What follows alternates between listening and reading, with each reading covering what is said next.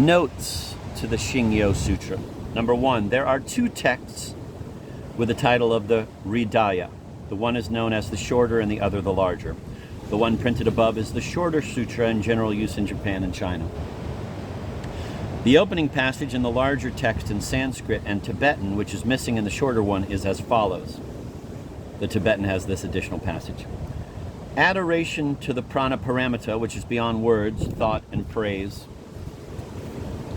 whose self-nature is like unto space, neither created nor destroyed, which is a state of wisdom and morality, evident to our inner consciousness, and which is the mother of all excellent ones of the past, present, and future. Thus I heard at one time the world-honored one dwelt at Rajagriha on the Mount of Vulture, together with a large number of bhikshus and a large number of bodhisattvas. At that time the world-honored one was absorbed in a samadhi meditation, known as deep enlightenment. And at the same moment, the great bodhisattva Avalokitesvara was practicing himself in the deep prana paramita. The concluding passage, which is also missing in the shorter text, runs as follows. O Sariputra, thus should the bodhisattva practice himself in the deep prana paramita. At that moment, the world-honored one rose from the samadhi and gave approval to the great bodhisattva Avalokitesvara, saying, well done, noble son, so it is. So should the practice of the deep prana paramita be carried on, as it has been preached by you, it is applauded by Tathagatas and Arhats. Thus spoke the world-honored one with joyful heart, the venerable Sariputra, and the great bodhisattva Avalokitesvara, together with the whole assemblage in the world of gods, men, asuras, and Gandharvas. All praise the speech of the world-honored one. Note number 2. From the modern scientific point of view, the conception of skandha seems to be too vague and indefinite. But we must remember that the Buddhist principle of analysis is not derived from mere scientific interest. It aims at saving us from the idea of an ultimate individual reality which is imagined to exist as such for all the time to come. For when this idea is adhered to as final, the error of attachment is committed, and it is this attachment that forever enslaves us to the tyranny of external things. I'm going to reread that. Note number 2. From the modern scientific point of view, the conception of skandha seems to be too vague and indefinite. But we must remember that the Buddhist principle of analysis is not derived from mere scientific interest. It aims at saving us from the idea of an ultimate individual reality which is imagined to exist as such for all the time to come. For when this idea is adhered to as final, the error of attachment is committed, and it is this attachment that forever enslaves us to the tyranny of external things. The 5 skandhas, aggregates or elements, are form, rupam, sensation or sense perception, vedana, thought, samjnana, confection or conformation, samskara, and consciousness, vijnana. The first skandha is the material world or the materiality of things, while the remaining 4 skandhas belong to the mind. Vedana is what we get through our senses. Samjna corresponds to thought in its broadest sense, or that which mind elaborates. Samskara is a very difficult term, and there is no exact English equivalent. It means something that gives form, formative principle. Vijnana is consciousness or mentation. There are 6 forms of mentation, distinguishable as seeing, hearing, smelling, tasting, touching, and thinking. Xuanzang's Note 3. Xuanzang's translation has this added, quote, he was delivered from all suffering and misery, end of quote.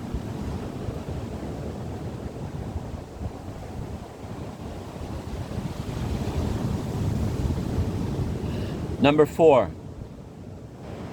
Quote, empty, end of quote, sunya, or, quote, emptiness, end of quote, sunyata, is one of the most important notions of Mahayana philosophy, and at the same time, the most puzzling for non-Buddhist readers to comprehend.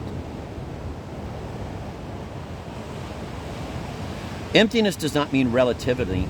Emptiness does not mean relativity or phenomenality or nothingness, but rather means the absolute, or something of transcendental nature, although this rendering is also misleading, as we shall see later. When Buddhists declare all things to be empty, they are not advocating a nihilistic view. On the contrary, an ultimate reality is hinted at, which cannot be subsumed under the categories of logic. With them, to proclaim the conditionality of things is to point to the existence of something altogether unconditioned and transcendent of all determination. Sunyata may thus often be most appropriately rendered by the absolute. When the Sutra says that the five skandhas have the character of emptiness, or that in emptiness there is neither creation nor destruction, neither defilement nor immaculacy, etc., the sense is no limiting qualities are to be attributed to the absolute. While it is immanent in all concrete and particular objects, it is not in itself definable. Universal negation, therefore, in the philosophy of prana is an inevitable outcome. Number 5, no eye, no ear, etc. refer to the 6 senses. In Buddhist philosophy, mind, manovijnana, is the special sense organ for the apprehension of dharma, or objects of thought. Number 6, no form, no sound, etc. are the 6 qualities of the external world, which become objects of the 6 senses.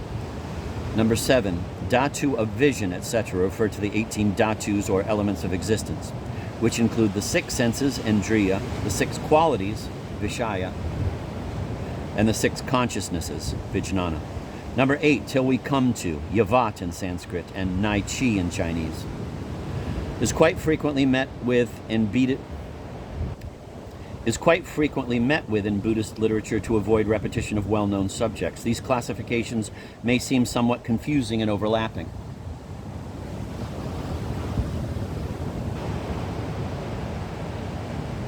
Number 9, there is no knowledge, no ignorance, etc., is the wholesale denial of the 12-fold chain of causation, pratityasamutpada, which are ignorance, avidya, deed, samskara, consciousness, vijnana, name and form, namarupa, 6 sense organs, sadayatana, contact, sparsa, sense perception, vedana, desire, trishna, attachment, upadana, being, bhava, birth, jati, and old age and death, jara marana. This chain of 12 has been a subject of much discussion among Buddhist scholars. Number 10, the allusion is, of course, to the fourfold noble truth, satya. Number 1, life is suffering, dukkha. 2, because of the accumulation, samudaya, of evil karma. Number 3, the cause of suffering can be annihilated, nirodha. Number 4, and for this there is the path, marga.